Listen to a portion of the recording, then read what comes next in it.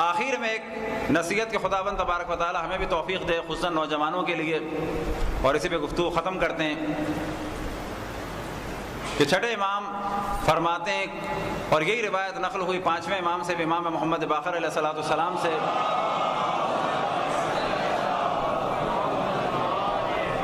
کونوا لنا زینا ولا تکونوا علینا شینا، ہمارے لیے عزت کا سبب بنو، ہمارے لیے ذلت کا سبب نہ بنو۔ پھر ایک طویل روایت میں امام فرماتے ہیں اگر تم ایسا کرو گے، ایسا کرو گے، ایسا کرو گے، یعنی اگر برے کام کرو گے اس طرح سے، اس طرح سے، اس طرح سے، تو لوگ کہیں گے ھذا جعفری، یہ جعفر ابن محمد کا ماننے والا ہے۔ اور اگر اچھے کام کرو گے، ایسا کرو گے، ایسا کرو گے، ایسا کرو گے، تو لوگ کہیں گے ھذا جعفری، یہ جعفر ابن محمد کا ماننے والا ہے۔ بس نوجوان اگر چاہیں کہ اپنی آئندہ زندگی میں ائمہ کی کوئی خدمت کر سکے تو سب سے بہتر خدمت یہ ہے کہ جس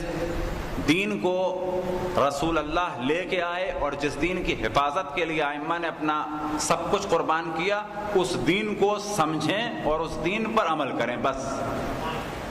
صرف اتنی ذمہ داری۔ اور ہر جگہ ایسا امپریشن ڈالنے کی پوری کوشش کریں کہ کہیں بھی ہمارے عمل کی وجہ سے لوگ یہ نہ کہیں کہ شیعہ چیٹر ہوتے ہیں۔ اب اتنی بات بالکل بلا تکلف کہوں کہ آفس میں، اسکول میں ہو تو بالآخر لوگ کہیں کہ پینسل ہو یا ریزر ہو یا شارپنر ہو یا پیسے ہوں، ٹیچر بھی کہے کہ یہ عجیب بات ہے کہ جب میں نے بچوں کو لاتے ہوئے دیکھا تو مجھے یہ پتا چلا کہ اس میں سے 80% بچے جو چیزیں لے کے آتے ہیں کہ ہمیں مس یہ ملی، یہ شیعہ ہیں۔ اگر بچوں نے ایسا کر دیا تو اس کا مطلب ہے واقعاً ائمہ کی مدد کی۔ کالج میں، اسکول میں بھی اگر فرض کریں، بہت صاف بات، یونیورسٹی میں لڑکیاں کہتی ہیں شیعہ لڑکے چھچورے نہیں ہیں۔ ممکن ہے کوئی کہ بے شرمی کی بات ہے، ایسا کوئی بے شرمی کی بات نہیں ہے۔ فرض کریں تمام لڑکیوں کا انڈیا پاکستان میں اجماع ہو جائے شیعہ لڑکے غنڈے نہیں ہیں، چھچورے نہیں ہیں، پیچھا نہیں کرتے، تنگ نہیں کرتے، تو یاد رکھیں جو اس کام میں شریک ہوا اس نے ائمہ کی عزت میں اضافہ کیا، یعنی جو امام نے فرمایا کونوا لنا زینا، ہمارے لیے عزت بنو۔ اور اگر اس کے برعکس کیا تو ظلم کیا۔ آفس میں اگر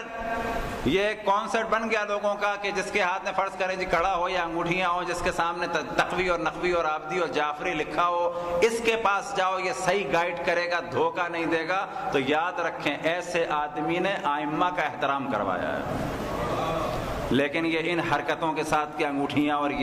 اور بعد میں چیٹ کر رہے ہیں، اتفاق سے ہم بھی ایک ادارے میں گئے، اس نے جو ہے پیسے لیے، ہمیں اس نے دھوکہ دیا، اصل ظلم ہے یہ۔ شیئر بیچنے جا رہے ہیں تو انسان اتنا مطمئن ہو جائے کہ یہ تقوی، نقوی، عابدی، جعفری، سید حیدر عباس اور علی عباس اور حسن عباس اور حسین عباس مجھے صحیح گائیڈ کرے گا۔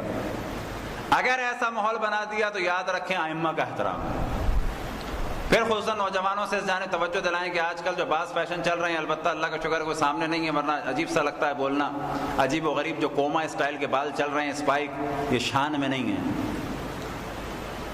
بعض باتیں ذرا لگتی ہیں کہ جی بڑی عجیب و غریب ہو گئیں، لیکن جب اتنے کھل کے ہو رہی ہوں تو کھل کو ٹوکنا ضروری ہے۔ یہ جو بعض پینٹوں کے اسٹائل چل رہے ہیں کہ اتنی لٹک رہی ہیں، اور نماز پڑھ رہے ہیں تو مسجدوں میں عریانیت ہو رہی ہے، یہ اہل بیت کے ماننے والوں کی شان نہیں ہے۔ اسکوٹروں پہ بیٹھے ہیں تو پتہ چلا قمیض اوپر چلی گئی، ٹی شرٹ اوپر چلی گئی، پینٹ نیچے چلی گئی، یہ اہل بیت کے ماننے والوں کی علامت نہیں ہے،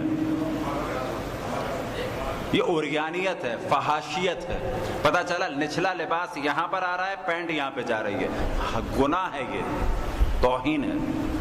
کوئی ایسا لباس جو معاشرے کو خراب کرے، لوگوں کی شہوت کو ابھارے، یا ہماری ایسی نیت ہو لوگوں کو بگاڑنے کی، یہ اہل بیت کی شان نہیں ہے۔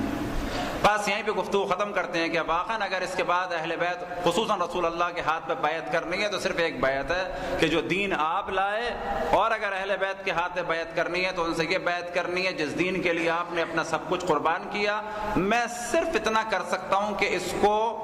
سمجھوں اور خود عمل کروں، اور یاد رکھیں اس سے زیادہ وہ ہم سے کچھ نہیں چاہتے۔ صلوات پڑھیں پر محمد والے محمد۔